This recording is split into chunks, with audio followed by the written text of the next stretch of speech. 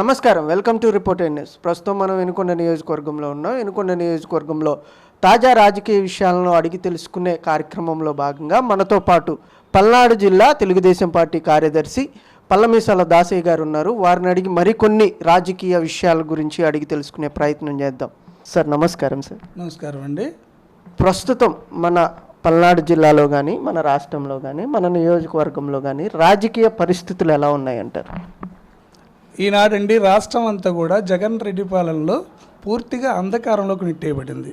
మరి ముఖ్యంగా పల్నాడు జిల్లా వినుకొండ నియోజకవర్గం అధ్వానంగా ఉంది. ఇక్కడ అభివృద్ధి అనేటువంటిది శూన్యంగా ఉంది. నెక్స్ట్ సిట్టింగ్ ఎమ్మెల్యే అనేకమైనటువంటి దుశ్చర్యలకు పాల్పడుతూ ఉన్నాడు. ఒక పక్క అవినీతి, ఒక పక్క భూ కబ్జాలు, మరి ముఖ్యంగా బూతులుగా మాట్లాడుతూ ఉన్నాడు. లేస్తే ఎవరిని పడితే వాళ్ళని, ప్రజలను కానివ్వండి, ప్రతిపక్షాలను కానివ్వండి, అతన్ని సంప్రదించే ప్రతి వ్యక్తిని కూడా చులకన భావంతో మాట్లాడటం. ముఖ్యంగా ఆంధ్రప్రదేశ్లో అభివృద్ధి అనేది పక్కన పెడితే సంక్షేమం అని లేనిపోయిన అపోహలు సృష్టించి మాట్లాడుతున్నారు. సంక్షేమం కూడా లేదు. ముఖ్యంగా ఇక్కడ ఏముందంటే స్మగుల్ జరుగుతూ ఉందండి. ఆంధ్రప్రదేశ్లో దోపిడీ విధానం ఎక్కువగా ఉంది. ముఖ్యంగా గంజాయి, బ్రౌన్ షుగరు, అలాగే మారక ద్రవ్యాలు, మత్తు మందులో ముంచి లేపుతున్నాడు ఈ రాష్ట్రాన్ని జగన్మోహన్ రెడ్డి. పోతే ఇసుక దందాలు భయంకరంగా పక్క రాష్ట్రాలకి ఇసుకను అమ్ముకొని వేల కోట్ల రూపాయలు వాళ్ళ సొంత ఖాతాలు వేసుకున్నటువంటి పరిస్థితి. అలాగే జగన్మోహన్ రెడ్డి అధికారంలోకి రాకముందు పాదయాత్ర చేసేటప్పుడు అనేకమైనటువంటి అలవిగాని హామీలను ఇచ్చాడు. ఒక్క హామీ కూడా నెరవేర్చిన పరిస్థితి లేదు. అప్పుడు ఏం చెప్పాడండి? రాష్ట్రానికి మనం 25 ఎంపీలు గెలుచుకున్నట్లయితే మెజారిటీ ఎంపీలే మన దగ్గరికి వచ్చి, లేకపోతే పార్లమెంటు ప్రధానమంత్రి మన దగ్గరికి వచ్చి మెడలోంచి మనకి స్పెషల్ స్టేటస్ ఇస్తారని చెప్పించి, మరి ఈనాడు 5 ఏళ్ల కాలం పూర్తిగా వస్తూ ఉన్నా ఇప్పటి వరకు కూడాను కనీసం ఆ ఊసు కాదు కదండి. పార్లమెంటులో ఆంధ్రప్రదేశ్కి రావాల్సినటువంటి స్పెషల్ స్టేటస్ కానివ్వండి, మరి ఫండ్ కానివ్వండి, నిధులు కానివ్వండి, సక్రమంగా అడిగినటువంటి పరిస్థితి లేదు, తెచ్చుకున్నటువంటి దాఖలాలు లేవు.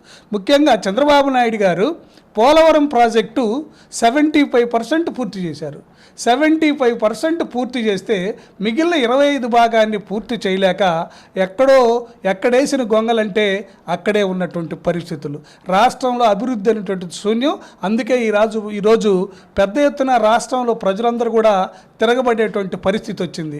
జగన్మోహన్ రెడ్డి ఎక్కడికి పోయినా అతను ప్రజలు జయధ్వానాలు పలికే బదులుగా ఈరోజు నిరసన తెలిపేటువంటి పరిస్థితి. అన్ని సభలు మీరు పరిశీలించండి, కేవలం ఒట్టి కుర్చీలతో మాత్రమే ఉన్నాయి తప్ప ప్రజలు వచ్చిన పరిస్థితి లేదు. ప్రజలకి ఏ సామాజిక వర్గానికి, ఉద్యోగస్తులకు భద్రత లేదు. ఉద్యోగస్తులకు ఇచ్చినటువంటి హామీలను తుంగలో దొక్కేశాడు.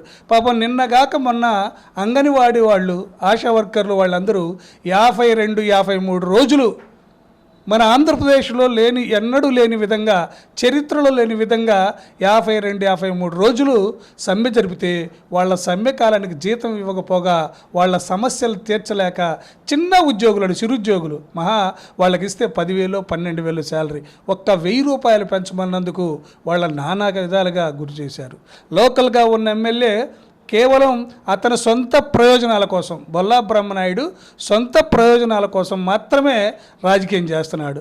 ఎక్కడో కొండ గుట్టల్లో తన పొలం ఉంటే కేవలం 4 లక్షల రూపాయలకు వచ్చేటువంటి ఎకరాన్ని ప్రభుత్వానికి ఎకరా 18 లక్షలు అంటగట్టి జగనన్న ఇళ్ల పేరుతో ఇల్లు కట్టిస్తామని చెప్పి ఇప్పుడు సరిగ్గా ఇల్లు కట్టించలేదు.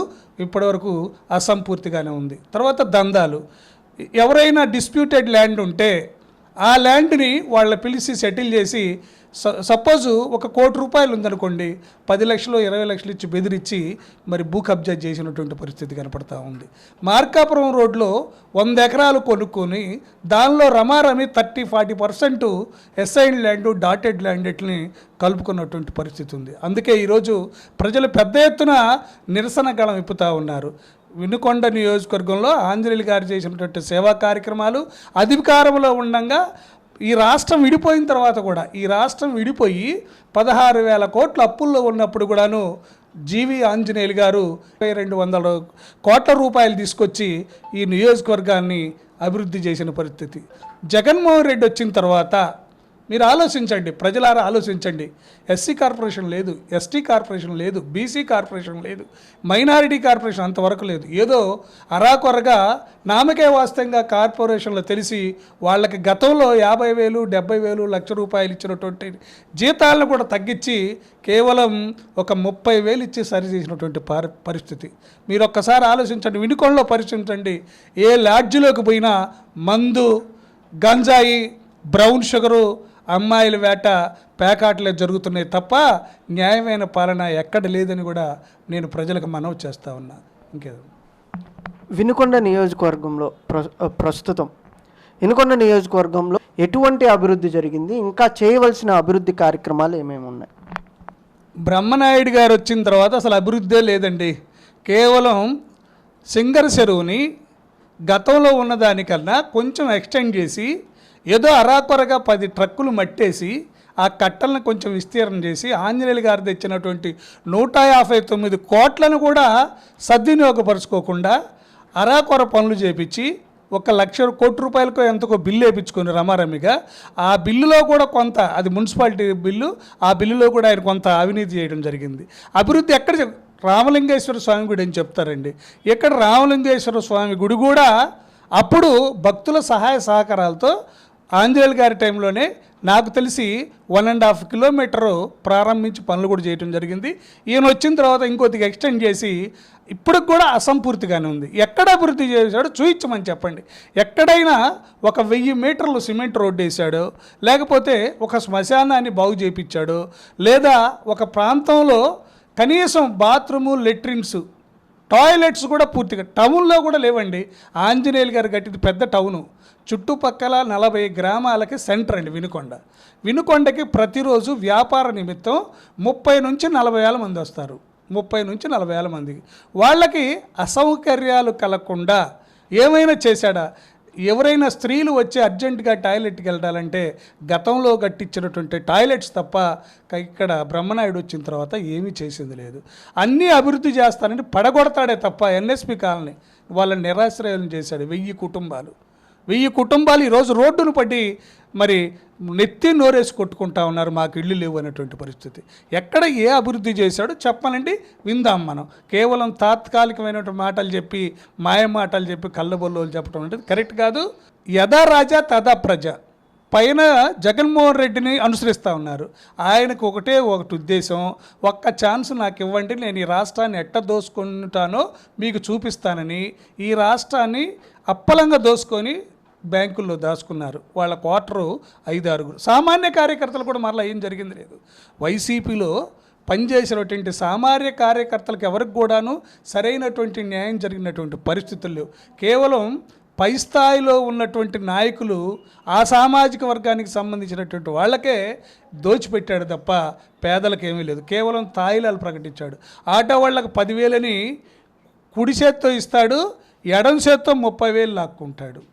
మహిళలకి 18,000, 15,000 ఈరోజు రాష్ట్రంలో భారతదేశ చరిత్రలో మీరు పరిశీలించండి. మనకి దక్షిణాదిలో ఉన్నటువంటి తెలంగాణను తీసుకోండి, కర్ణాటకను తీసుకోండి, ఒరిస్సాను తీసుకోండి, లేదా తమిళనాడు తీసుకోండి, ఎక్కడా కూడా ఇన్ని రేట్లు లేవు. మద్యం విపరీతంగా ఏర్లై పారుతూ ఉంది. ఇళ్లల్లో కూడా మరి బెల్ట్ షాపులు పెట్టి బడ్డీ కొట్లల్లో మద్యం అమ్మించి ఈరోజు పేదవాడి ప్రాణమానాలతో చెలగాటం ఆడుతున్నాడు జగన్మోహన్ రెడ్డి. సార్, అసంపూర్తిగా టిట్కో గృహాలు ఆగిపోయాయి. అయితే ఆ టిట్కో గృహాలు ఆగిపోవడానికి గల కారణాలేంటి? ఏమండి, ఆనాడు చంద్రబాబు నాయుడు గారు ముందు చూపు చర్యతో పేదవాడు కూడా పక్కా ఇళ్లలో ఉండాలని రామారావు గారు పక్కా గృహాలు కట్టిస్తే దాన్ని ఆదర్శంగా తీసుకొని పేదవాడు కూడా అపార్ట్మెంట్ జీవితాన్ని అనుభవించాలని టిట్కో వ్యవస్థ ద్వారా టిట్కో ఇళ్ళని ఏర్పాటు చేశారు. అవన్నీ కూడాను సుమారు రమారమి కంప్లీట్గా వచ్చినాయి. ఓ 10%, 20% ఆగుంటే ఆ టిట్కో ఇళ్ళని ప్రభుత్వం డెవలప్ చేస్తే చంద్రబాబు నాయుడు గారికి, తెలుగుదేశం పార్టీకి, లేకపోతే జీవి ఆంజనేయులు గారికి ఎక్కడ పేరు వచ్చింది అనేటువంటి ఒక అభద్రతతో ఈ ప్రభుత్వం పూర్తిగా ఆ టిట్కో ఇళ్ళను పక్కన పెట్టిందండి. ఇప్పుడు ఏదో కంటి చూపు చర్యగా ప్రజలకి మభ్యపెట్టి మారేడుకాయ చేయాలనేటువంటి ఒక దుస్సంకల్పంతో ఇప్పుడు అరాకొర పనులు చేసి ఎలక్షన్లో మేము చేస్తున్నాము అని చెప్పి ఓట్లు దండుకోవాలనేటువంటి ప్రయత్నం చేస్తూ ఉంది ప్రభుత్వం. అలా జరిగే పరిస్థితి లేదు. ఎందుకంటే ప్రజలు ఏనాడో ఫిక్స్ అయ్యారు, ఈ ప్రభుత్వాన్ని, ఈ వైఎస్ఆర్సీపీ జగన్మోహన్ రెడ్డి ప్రభుత్వాన్ని మనం గద్దె దించాలి. మరలా తిరిగి ఈ రాష్ట్రంలో జగన్మోహన్ రెడ్డి వస్తే ఈ రాష్ట్రం పక్క రాష్ట్రానికి తాకట్టు పెడతాడు. ఇక్కడున్న ప్రజలందరూ కూడా చుట్టుప్రక్కల ఉన్నటువంటి రాష్ట్రాలకి మైగ్రేట్ అవ్వాల్సినటువంటిది, వలస వెళ్ళేటువంటి పరిస్థితి వస్తుందని కూడా మేము తెలియజేస్తూ ఉన్నాం. అసలు టిట్కో ఇళ్లలో వీళ్ళ ప్రమేయం అనేది లేదు. ఇప్పుడు మాత్రం ఒక 2-3 నెలల నుంచి అరాకొర పనులు ప్రారంభించేస్తూ ఉన్నారు. సరే, ఇనుకొండ నియోజకవర్గంలో 2014 నుండి 2019 వరకు ఎలాంటి అభివృద్ధి కార్యక్రమాలు జరిగింది? ఇనుకొండ నియోజకవర్గం అండి, జీవి ఆంజనేయులు గారు రెండవసారి ఎమ్మెల్యే అయిన తర్వాత, ప్రభుత్వం అధికారంలోకి వచ్చిన తర్వాత అనేక రకమైనటువంటి అభివృద్ధి కార్యక్రమాలు చేపట్టారు.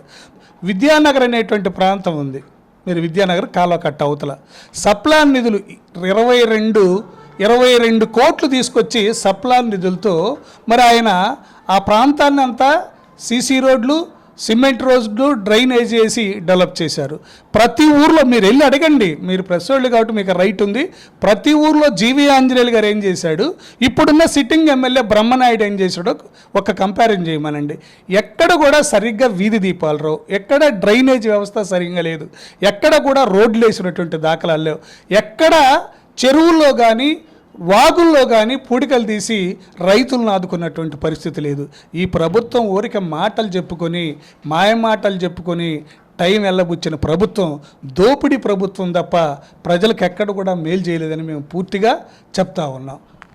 రానున్న ఎన్నికల్లో ఏ ప్రభుత్వం వస్తే ఇనుకొండ నియోజకవర్గం అభివృద్ధి పదంలో నడుస్తుందంటారు? ఖచ్చితంగా తెలుగుదేశం ప్రభుత్వం వస్తుంది.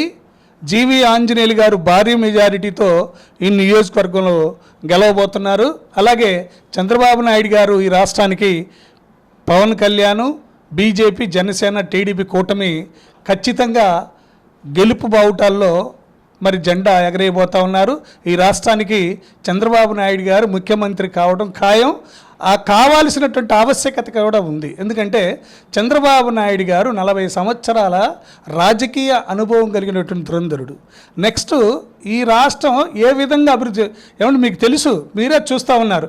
జగన్మోహన్ రెడ్డి గారు గెలిచిన తర్వాత అంతకుముందేమో అమరావతి రాజధాని అని చెప్పాడు. అమరావతి రాజధాని అని చెప్పిన తర్వాత మళ్ళీ ఈయన గెలిచి పీఠం ఎక్కిన తర్వాత అమరావతి కాదు నేను 3 రాజధానులు చేస్తానని, ఒక పక్క విశాఖపట్నం, ఒక పక్క అమరావతి, ఒక పక్క కర్నూలు రాజధానిగా చేస్తానని 3 చేస్తానని చెప్పి ప్రకటించాడు. ఎక్కడైనా 3 సార్లు 3 ఇటుక బిల్లలు పెట్టాడా? కనీసం శంకుస్థాపన చేశాడా? మాటలతో కాలం వెళ్ళబుచ్చాడు తప్ప కనీసం ఎక్కడ కూడా అభివృద్ధి అనేది లేదు. ఈ రాష్ట్రాన్ని ముందుకు తీసుకెళ్లే ప్రయత్నం చేయకపోగా అప్పుల్లో ఇరికిచ్చినటువంటి మనిషి ఈనాడు జగన్మోహన్ రెడ్డి. మేము చెప్పడం కాదండి, ప్రపంచం, దేశం ఘోషిస్తూ ఉంది. భారతదేశం ఉన్నటువంటి ముఖ్యమంత్రులు అందరిలో అత్యంత ధనవంతుడు ఎవరంటే జగన్మోహన్ రెడ్డి అని మీడియా చెప్తా ఉంది, ప్రజలు చెప్తా ఉన్నారు. మిగిలిన పక్క రాష్ట్రాల్లో నవ్వుకుంటున్నారండి సీఎంలు. మొన్నటిదాకా కేసీఆర్ చెప్తా ఉండేవాడు, మీకు ఐడియా ఉందో లేదో, గతంలో చంద్రబాబు నాయుడు ఉంటే ఆంధ్రప్రదేశ్లో ల్యాండ్ డెవలప్మెంటు అలాగే రియల్ ఎస్టేట్ విపరీతంగా ఉండేది. భయంకరంగా మనం ఆంధ్రాలో 1 ఎకరం అమ్ముకుంటే తెలంగాణలో 10 ఎకరాలు కొనగలిగాం. కానీ ఈనాడు జగన్మోహన్ రెడ్డి వచ్చిన తర్వాత తెలంగాణ వాళ్ళు 1 ఎకరం అమ్ముకుంటే ఆంధ్రాలో 100 ఎకరాలు కొనే పరిస్థితికి వచ్చింది. అంటే ఇక్కడ డెవలప్ పూర్తిగా శూన్యం అయిపోయింది. ఆకతాయిగా ఏదో అతనికి నచ్చినట్టు ఆ నవరత్నాలని చెప్పాడు. ఒక్క నవరత్నం సరిగ్గా చేసి చెప్పానండి.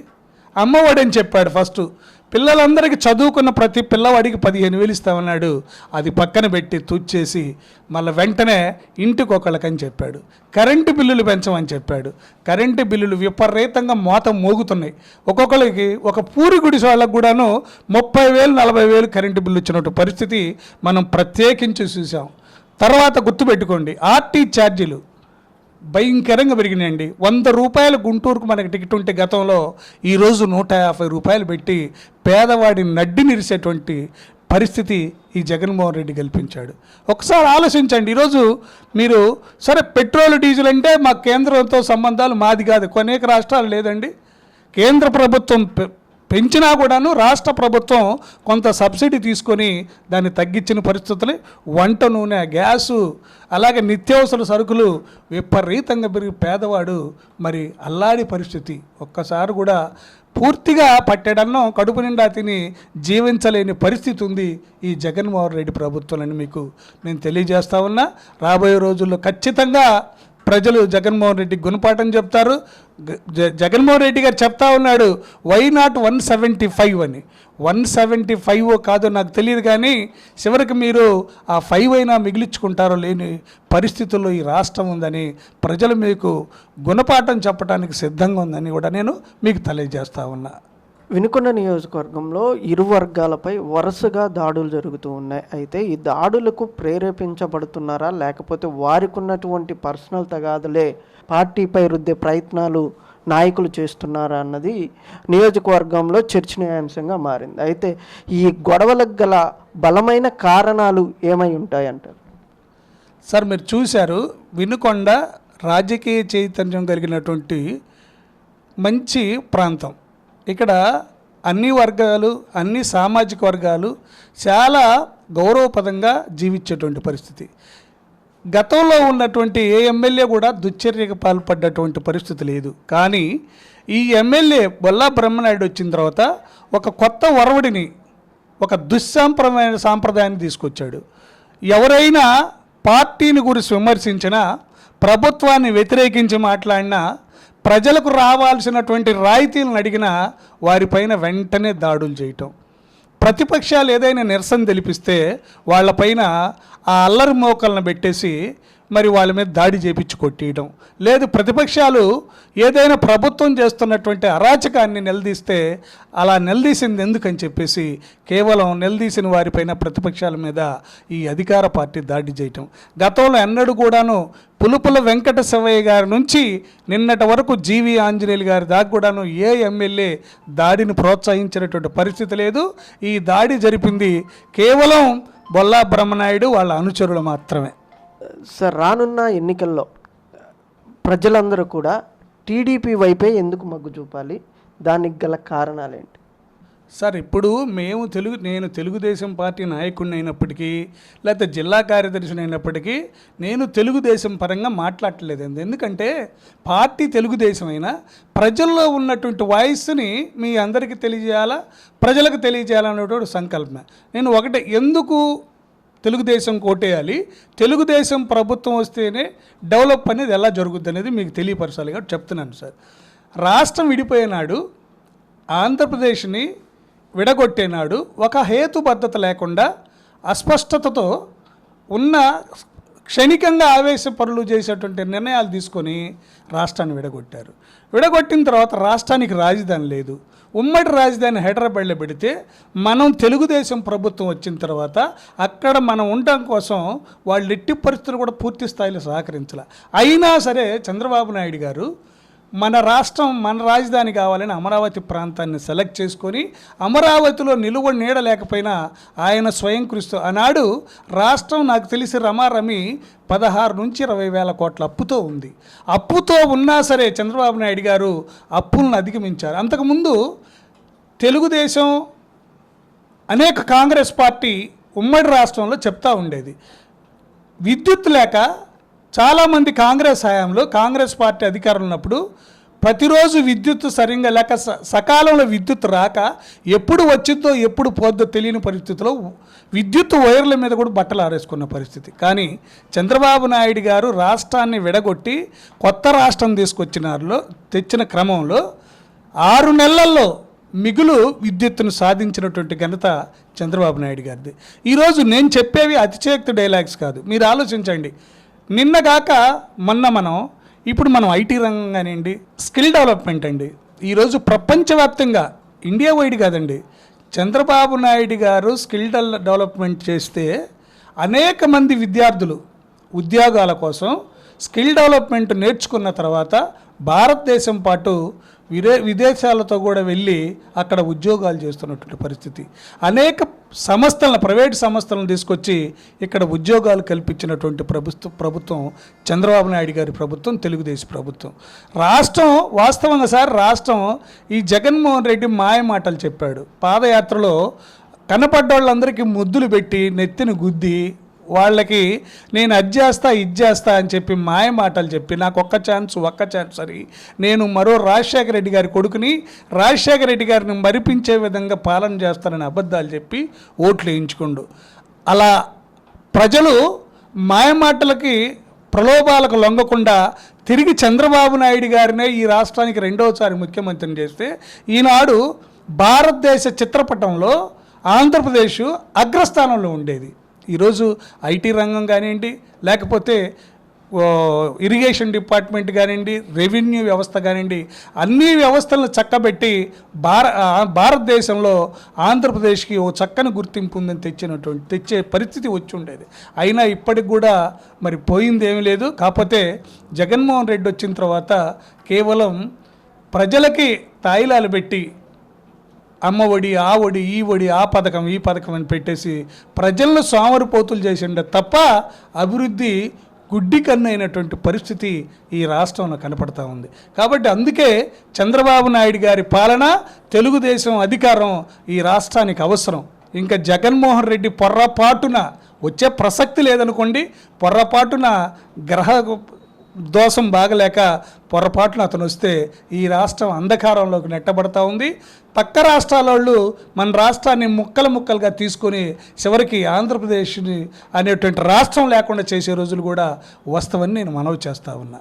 సూపర్ 6తో పాటు మరో 25 హామీలను ప్రకటించడం జరిగింది. అయితే ఇప్పుడున్నటువంటి లోటు బడ్జెట్లో వీటన్నిటినీ నెరవేర్చడం కష్టసారమే అని ప్రతి సాధారణ మనిషి కూడా ఆలోచించే ప్రయత్నం ఉంది. అయితే నిజంగా ఈ సూపర్ 6తో పాటు ఈ ప్రవేశపెట్టిన ఈ 25 హామీలను కూడా నెరవేర్చగలిగినటువంటి క్యాపబిలిటీ ఉమ్మడి పార్టీలకు ఉందంటారా? ఖచ్చితంగా ఉందండి. మీరు ఎట్టి పరిస్థితుల్లో అధైర్యపడొద్దు. నేను మీకు గతంలో కూడా చెప్పాను, ఈ రాష్ట్రానికి ఒక దిక్చూసి లేనాడు, ఈ రాష్ట్రానికి దిశ లేనాడు, ఈ రాష్ట్రంలో రూపాయి ఫండు లేనాడు. 5 సంవత్సరాలు సమస్య లేకుండా, ఇబ్బంది లేకుండా చంద్రబాబు నాయుడు గారు 16,000 కోట్ల అప్పును తీర్చి మరలా మిగులు బడ్జెట్ని మరి నిలబెట్టినటువంటి వ్యక్తి చంద్రబాబు నాయుడు గారు. చంద్రబాబు నాయుడు గారు ఇచ్చినటువంటి హామీలన్నీ కూడాను చేయగలిగినటువంటివి, దానిలో ఎట్టి పరిస్థితుల్లో రాజీ లేదు. ఆయన చెప్తా ఉన్నాడు, ఈరోజు యువతకి ఉద్యోగ కల్పన చేస్తూ ఉన్నాడు. ఈరోజు అనేక ఉద్యోగాలు మరి ఖాళీగా ఉన్నాయి. కానీ జగన్మోహన్ రెడ్డి వచ్చినప్పుడే ప్రతి సంవత్సరం జనవరిలో జాబ్ క్యాలెండర్ విడుదల చేస్తారని చేయలే. కానీ చంద్రబాబు నాయుడు గారు వచ్చిన తక్షణమే 30 లక్షల ఉద్యోగాలు మరి ఈ రాష్ట్రంలో ఇచ్చినటువంటి పరిస్థితి ఉంది. నెక్స్ట్ అనేకమైన సంక్షేమ పథకాలు, ఎస్సీ కార్పొరేషన్ పెట్టారు, ఎస్టీ కార్పొరేషన్ పెట్టారు, బీసీ కార్పొరేషన్ పెట్టారు, కాపు కార్పొరేషన్ పెట్టారు. ఈ కార్పొరేషన్లు అన్నిటికి కూడాను బాబు జగజ్జీవన్ రావు గారి పేరు, అలాగే బిఆర్ అంబేద్కర్ గారి పేరు పెట్టి విదేశీ విద్యనిచ్చినటువంటి ఘనత కూడా మరి చంద్రబాబు నాయుడు గారిది, తెలుగుదేశంది. మీకు ఏ పథకం ఏమండి అలివి కాని హామీలు ఏం చెప్పలా. జగన్మోహన్ రెడ్డి అని చెప్పాడు, నేను వస్తే పూర్తి స్థాయిలో 5 సంవత్సరాల మద్యాన్ని నిషేధిస్తాను, మద్యం లేకుండా చేస్తానని. మద్యాన్ని నిషేధించకపోగా మద్యాన్ని పెట్టి ఎక్కువ తాపిచ్చి ప్రజల మాన ప్రాణాలతో చెలగాట పడుతున్నాడు జగన్మోహన్ రెడ్డి. చంద్రబాబు నాయుడు గారు అది కాదు. చంద్రబాబు నాయుడు గారికి మీద, ఎందుకంటే ఆ రోజుల్లో తెలుసో తెలియకో ఇతను జగన్మోహన్ రెడ్డి చెప్పినటువంటి మాయమాటలు నమ్మి ప్రజలు అతను ఓటేశారు. ఇప్పుడు తెలుసుకున్నారు ఎవరైతే ఈ రాష్ట్రాన్ని చక్కబెట్టగలరు. అందుకే ఉమ్మడి పార్టీ విధానం చాలా బాగుంది. ఈ ఉమ్మడి పార్టీ ఖచ్చితంగా ఈ రాష్ట్రం, ఎందుకంటే కేంద్రంలో బీజేపీ ఉంటుంది, స్టేట్లో తెలుగుదేశం, జనసేన ఉంటుంది. ఈ 3 పార్టీలు కేంద్రం నుంచి నిధులు తీసుకొచ్చి కేంద్రంలో అవసరమైతే వారికి పూర్తి స్థాయిలో వారిని బతిలాడైనా సరే తీసుకొచ్చి ఆంధ్ర రాష్ట్రంలో ఉన్నటువంటి సమస్యలు తీర్చడానికి సిద్ధంగా ఉంటుంది. నెక్స్ట్ చంద్రబాబు నాయుడు గారు వస్తే మనకు వెంటనే ఇరిగేషన్ బాగుంటుందండి. పోలవరం కానివ్వండి, పట్టిసీమ కానివ్వండి, అనేక ప్రాజెక్టులు పూర్తి స్థాయిలో క్లియర్ చేస్తాడు ఆయన. తర్వాత తద్వారా రైతు జీవితం చాలా బాగుంటుంది. రైతు బాగున్నప్పుడు రాష్ట్రం అంతా కూడా సస్యశ్యామలంగా ఉంటుంది. రైతు లేకపోతే రాజ్యమే లేదు. రైతు అనేవాడు సక్కంగా ఉన్నప్పుడు ఖచ్చితంగా ఆయన చెప్తా ఉన్నాడు, రైతుకి ప్రతి సంవత్సరానికి 20,000 రూపాయలు సబ్సిడీ ఇస్తానని. ఇవ్వచ్చండి. నువ్వు మందుకి వాటికి లేకపోతే దోసుకున్న ఇసుక్కి జగన్మోహన్ రెడ్డి వాళ్ళ పార్టీ నాయకులు పెట్టినటువంటి డబ్బులను తీసుకొచ్చి ప్రజలకు కమ్మగ పెడితే ఈరోజు రైతులు డెవలప్ అయ్యేవాళ్ళు, ఆంధ్రప్రదేశ్ డెవలప్ అయ్యేది, రైతుల్లో మంచి ఉత్సాహం వచ్చి రాష్ట్రం ముందుకు పోయేటువంటి పరిస్థితి ఉండేది. సూపర్ 6 పథకాలన్నీ కూడా ఏంటి చెప్తాను, పక్క రాష్ట్రాలు చేస్తూ ఉన్నాయి. మహిళలకి ఆర్టీసీ బస్సులు ఫ్రీ సర్వీసు. ఈరోజు ఆంధ్రప్రదేశ్లో కూడాను ఫ్రీ సర్వీసు ప్రతి జిల్లా మొత్తంలో చేయటానికి పెద్ద ఇబ్బంది ఏం కాదు. సూపర్ 6 పథకాలన్నీ కూడాను అమలు పరచడానికి అనువుగా ఉన్నటువంటి ఇవే తప్ప మిగిలిన ఏమీ కాదు. కాకపోతే అంటే జగన్మోహన్ రెడ్డికి భయం పట్టుకుంది. ఈ రాష్ట్రంలో నేను ఓడిపోయే రోజులు దగ్గరకు వచ్చినాయి. ప్రజలందరూ నా యొక్క గారడీ విద్యలను తెలుసుకున్నారు. ఖచ్చితంగా నన్ను వాడగొడతారని వాటిని ఏదో ఒక రూపాయన తిప్పి ఓట్ల బ్యాంకు చేసుకోవాలని ప్లాన్ చేస్తున్నాడు తప్ప చంద్రబాబు నాయుడు గారు విజన్ ఉన్న మనిషి.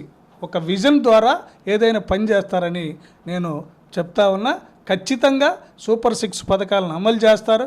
చెప్పారు కదండి, ఇప్పుడు బీసీలకి నువ్వు ముందు చెప్పావు, ఏమని చెప్పావు, 45 ఏళ్లకే ఎస్సీ ఎస్టీ బీసీలకి పెన్షన్ ఇస్తానని. అసలు ఆ ఊసే లేకుండా పోయింది నీ గవర్నమెంట్లో.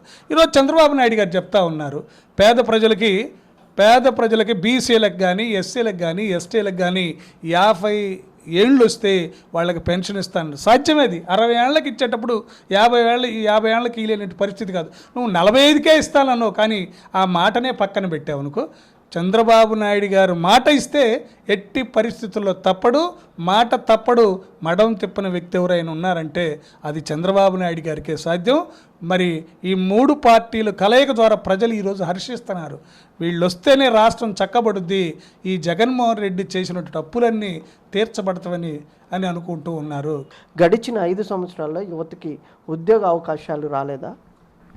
ఇప్పుడు అసలు ఉద్యోగం ఆయన చెప్పింది ఏంటండి, నేను అధికారంలోకి వచ్చిన మరుసటి రోజు ప్రతి జనవరి నెలలో ప్రతి సంవత్సరం జాబ్ క్యాలెండర్ ప్రకటించి ప్రతి సంవత్సరం వేకెన్సీ ఉన్నటువంటి ఉద్యోగాలను భర్తీ చేస్తానని చెప్పాడు. ఎక్కడిచ్చాయండి? సచివాలయాలు ఇచ్చినటువంటి ఉద్యోగాలు ఏమన్నా ఏపీపీఎస్సీ ద్వారా వచ్చినాయా, లేకపోతే రిటర్న్ టెస్ట్ ద్వారా రాశారా? ప్రభుత్వం తీర్మానం పెట్టి ఇచ్చిన జాబులా? లేదు వాలంటరీ జాబ్ అంటే భారతదేశ చట్టంలో ఉన్నటువంటి చట్ట ప్రకారం ప్రభుత్వ ఉద్యోగికి ఇంత జీతభత్యాలు ఇవ్వాలని ఉందండి. ఏ పద్ధతి ప్రకారం వాళ్ళకి జీతం ఇస్తున్నారు? ఈ రోజుకి పాపం ఏం చేస్తారు నిరుద్యోగులు? ఏదో ఒకటి చేసుకొని బ్రతకాల. 5,000కు కూడా ఈనాడు 10th ఇంటర్మీడియట్ డిగ్రీ పీజీ చదువుకున్నటువంటి వాళ్ళు కూడా ఆ వాలంటరీ విధానంలో పడి కొన్నాళ్ళు స్వచ్ఛందంగానే చేశారు. పాపం వాళ్ళకు వచ్చే జీతాలు చాలక అరాకొరగా అక్కడక్కడ లంచాలకు అలవాటు పడ్డారు. తర్వాత దోపిడీకి అలవాటు పడ్డారు. తర్వాత అదిరిచ్చి బెదిరించి వాళ్ళ దగ్గర డబ్బులు కూడా వసూలు చేశారు. నువ్వు సక్రమైన పద్ధతిలో ఏపీపీఎస్సీ ద్వారా వాళ్ళని నియమించి ప్రభుత్వం ఇవ్వాల్సినటువంటి స్కేల్ను వాళ్ళకిచ్చి వాళ్ళని పర్మనెంట్ చేస్తే అది గవర్నమెంట్ ఉద్యోగం అంటారు. తాత్కాలికంగా ఏదో కంటి చూపు చర్యగా ఒట్టొట్టు ఉద్యోగాలు నియమించి అవి శాశ్వతమైన ఉద్యోగాలంటే ప్రజలను మోసం చేయటం కాదా? ఏ వ్యవస్థలో ఏ సంస్థలో రెవెన్యూనా, పోలీసా, వెటనరీనా, లేకపోతే హాస్పిటల్సా, ఏ ఆర్ఎండ్బీనా, ఏ వ్యవస్థలో పూర్తి స్థాయిలో నువ్వు ఈనాడు ఉద్యోగాలను భర్తీ చేశారో ఒక్కసారి ఒక శ్వేతపత్రం రిలీజ్ చేయమనండి. ఏమీ లేదు వాళ్ళ దగ్గర.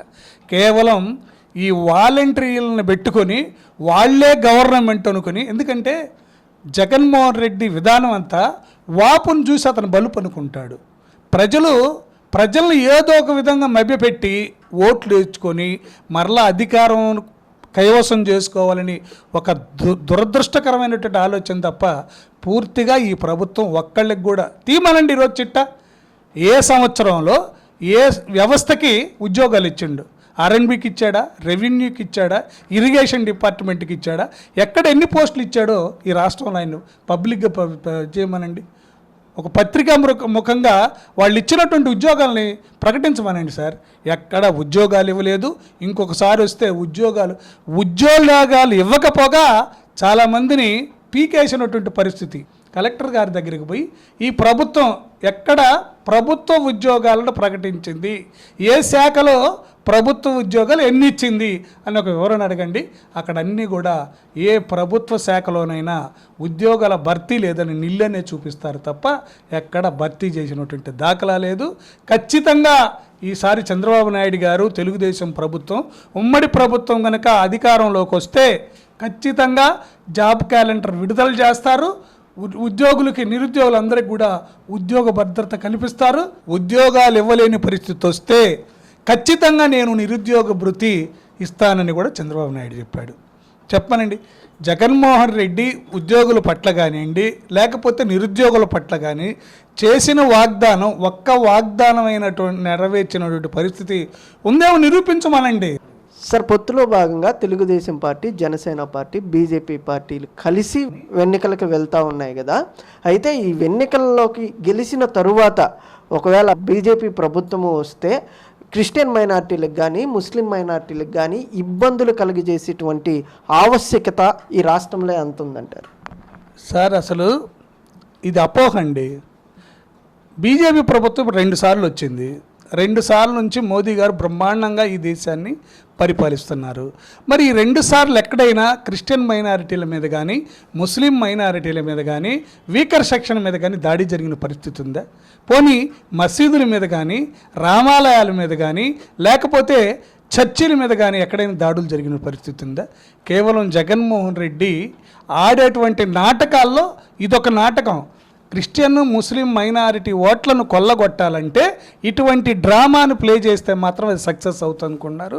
ఒట్టిదే. ఎందుకంటే ఒకటే మీరు గుర్తుపెట్టుకోండి, క్రిస్టియన్ మైనారిటీ మీద కానీ ముస్లిం మైనారిటీ మీద కానీ కేంద్ర ప్రభుత్వం ఎక్కడైనా దాడులు జరిపినటువంటి పరిస్థితి ఉందా? నీలాగా నేను చెప్పాను ఇందాకనే, ఈ రాష్ట్రంలో జగన్మోహన్ రెడ్డి ప్రభుత్వం వచ్చిన తర్వాత అనేక మంది ఎస్సీలు ఎస్టీలు మైనారిటీల మీద దాడులు విపరీతంగా జరిగినాయి. రమారమి 280 మంది మీద అటాక్ చేసినటువంటి పరిస్థితులు కనపడుతున్నాయి. ఇంకా ఇవన్నీ కూడా పరిగణలోకి తీసుకొని చాలా ఉన్నాయి. నెక్స్ట్ బీజేపీ ప్రభుత్వం 10 సంవత్సరాలు అధికారం ఉన్న ఎక్కడ కూడా ఎస్సీ ఎస్టీ బీసీ మైనారిటీల మీద దాడులు లేవు. అలాగే ముస్లిం మైనారిటీ కానివ్వండి క్రిస్టియాని మైనారిటీ దాడులు లేవు.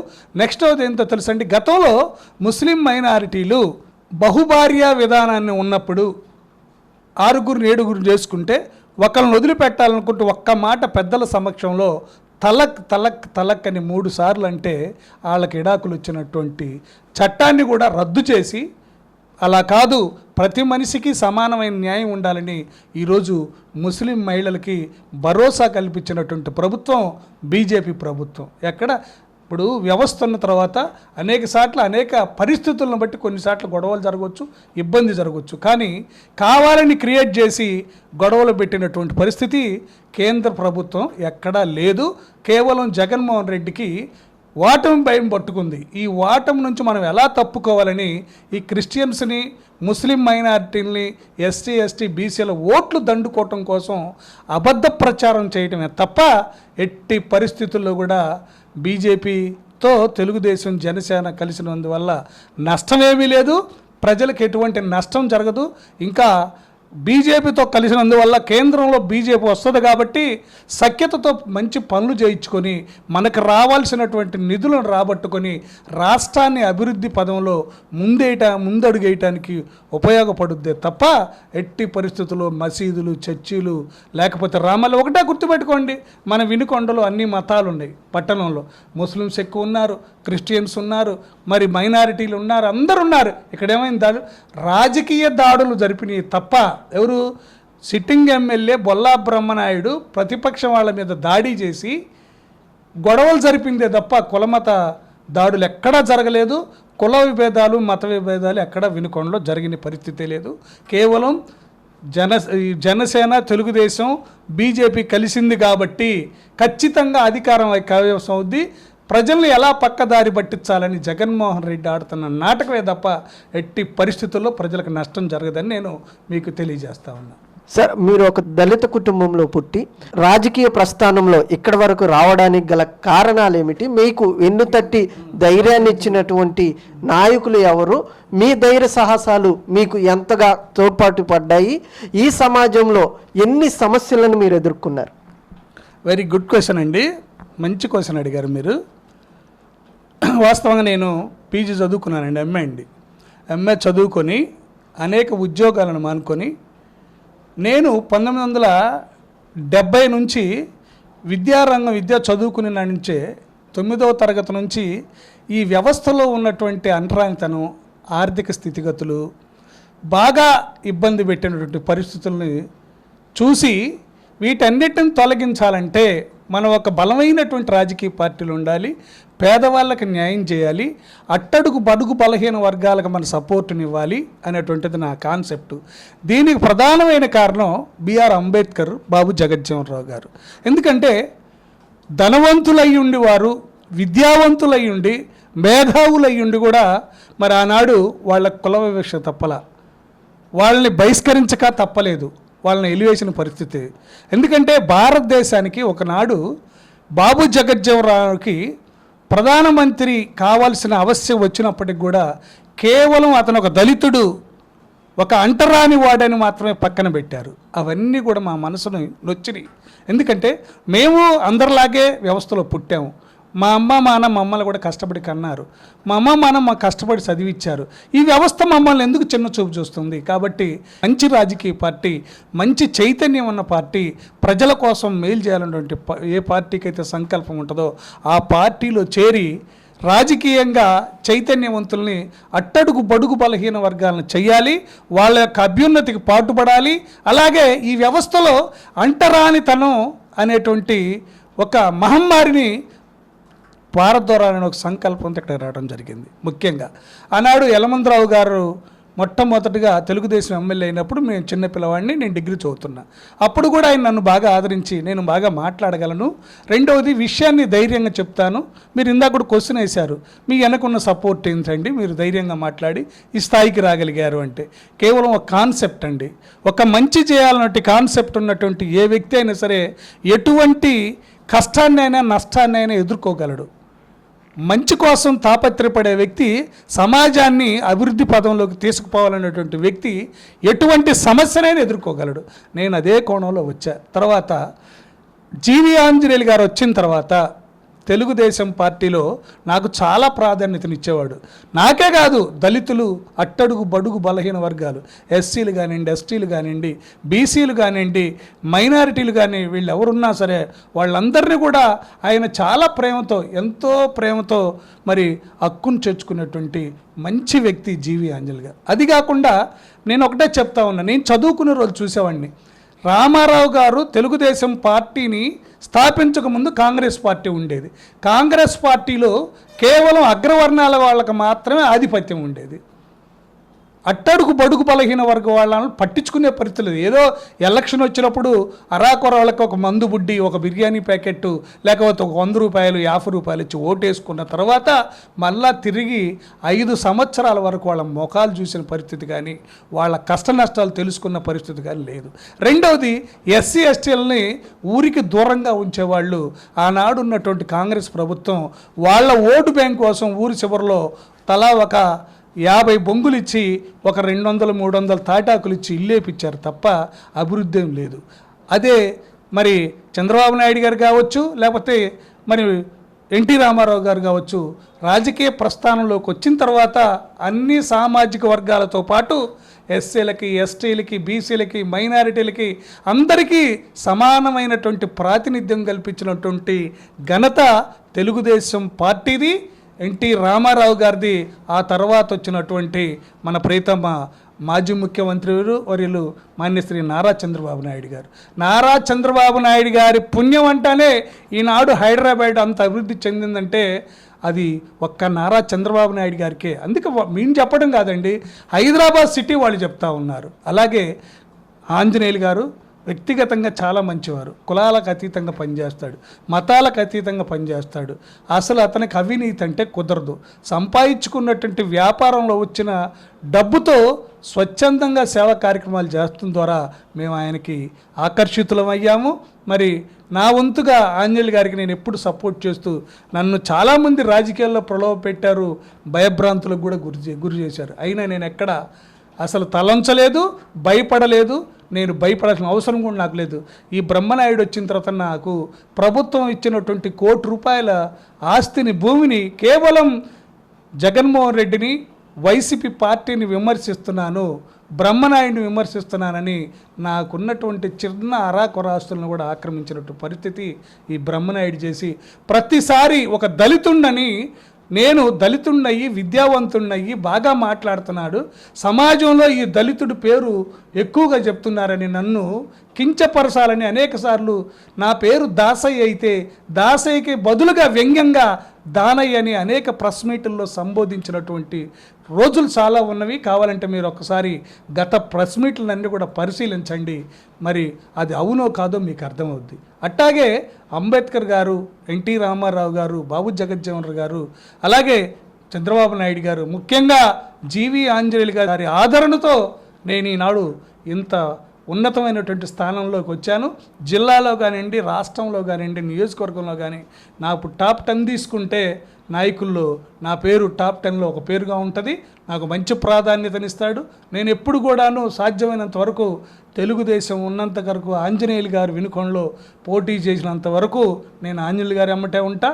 ఆంజనేయులు గారి గెలుపుకే కృషి చేస్తాను. ఎందుకంటే ఆంజనేయులు గారు మచ్చలేని, అవినీతి అనేటువంటి మరకలేని మంచి నాయకుడు జీవి ఆంజనేయులు గారు. ఆయనకు ₹1 పోగొట్టుకోవడమే తెలుసు తప్ప ఏనాడు కూడా ఆయన డబ్బులు తెచ్చి సొంత జేబు నింపుకోవాలనేటువంటి ఆలోచన లేదు. మీరు చూశారు, 10 సంవత్సరాలు ఎమ్మెల్యేకి చేస్తే ఎక్కడైనా 1 సెంటు భూమి ఆక్రమించినట్టు కానీ, లేకపోతే ఒక ఆఫీసర్ దగ్గర ఓ 10 లక్షలు లంచం తీసుకున్నట్టు కానీ, లేకపోతే ఇంకో రకంగా కానీ భూ కబ్జాలు చేసినట్టు కూడా నిరూపించండి. మేము ఈరోజు మరి పార్టీ నుంచి కూడా నేను పక్కకు దొరుకుతా. వ్యక్తిగతంగా ఈ స్థాయికి వచ్చానంటే నాకు దైవం బిఆర్ అంబేద్కర్, అలాగే మహనీయుడు ఎన్టీ రామారావు గారు, తర్వాత చంద్రబాబు నాయుడు గారు, ముఖ్యంగా నేనైతే ఎమ్మెల్యే గారు, మాజీ ఎమ్మెల్యే గారు ఆంజనేయులు గారిని ఎమ్మెల్యే అయినప్పుడు కూడా నాకు నా ప్రాణంగా, నాకు ఆంజనేయులు గారు నేను అన్నగా సొంతగా నేను ఆయన సొంతగా అభిమానిస్తాను. ఎందుకంటే ఆయన స్వచ్ఛమైన గుణం, ఎక్కడ మచ్చలేని నాయకుడు, మంచి కోసమే పాటుపడతాడు తప్ప ఎక్కడ అవినీతికి కానీ, మరి బంధుప్రీతికి కానీ, లేకపోతే కుల స్వార్థానికి కూడా పనిచేసినటువంటి మనిషి కాదని, అందువల్లే నేను ఇందాక రాగలిగాను. నన్ను ఎంతమందిలో ఉన్న పేరెత్తి పెట్టి పిలవగలడు. నేను ఏదైనా పేదవాడి కోసం పోరాటం చేస్తే దానికి సపోర్ట్ చేశాడు. పేదవాళ్ళంటే ఆయనకు చాలా ప్రేమని కూడా మీకు ఈ సభాముఖంగా తెలియజేస్తా ఉన్నా. Okay sir, thank you so much. మీ విలువైన సమయాన్ని మాతో గడిపినందుకు చాలా థ్యాంక్స్ అండి. పనిచేస్తున్నటువంటి ఎలక్ట్రానిక్ మీడియా మిత్రులందరికీ కూడాను పేరు పేరున నమస్సుమాంజలు, ధన్యవాదాలు. మీరు ఇంకా మెరుగైన సమాజం కోసం మీ కృషిని పెంచాలని, ప్రజలకు మీ సేవలను అందించాలని, తద్వారా మీరు మంచి కీర్తి పొందాలని నేను కోరుకుంటూ సెలవు తీసుకుంటున్నాను.